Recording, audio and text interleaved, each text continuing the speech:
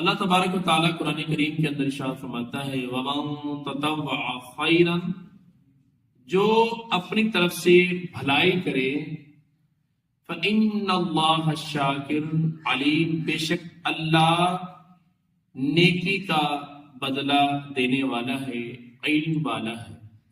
آج کا جو ٹاپک ہے میرے دوستو، یہ بہت زیادہ ضروری ہے، حوصلہ افزائی کرنا۔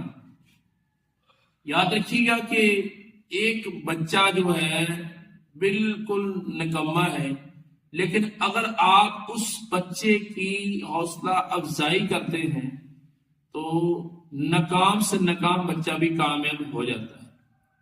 آج ہمارے معاشرے میں بڑے دکھ سے میں کہہ رہا ہوں، حوصلہ افزائی نہ کرنی آتی ہے، نہ حوصلہ شکنی کرنی آتی ہے۔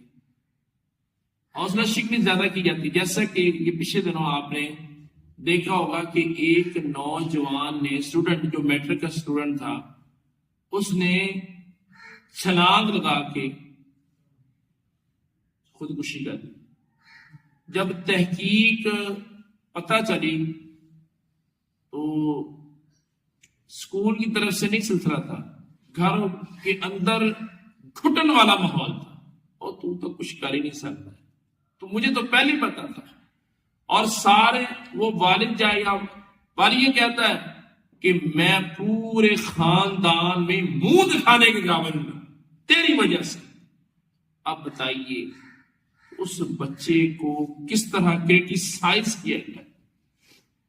میری آپ سے گزارش ہے کہ حوصلہ شکنی بھی کرنی چاہیے، بعض جگہ پر حوصلہ شکنی جائز بھی ہے۔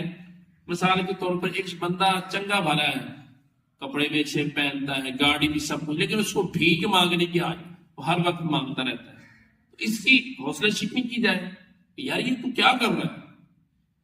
تو میں عرض کر رہا تھا حضور علیہ السلام کے مبارک زمانے کے اندر بھی ماشاءاللہ حوصلہ افزائی کی جاتی تھی۔ جی ہاں، حضرت سعد بن ابی وقاص رضی اللہ تعالیٰ عنہ، یہ بہت پیارے صحابی ہیں۔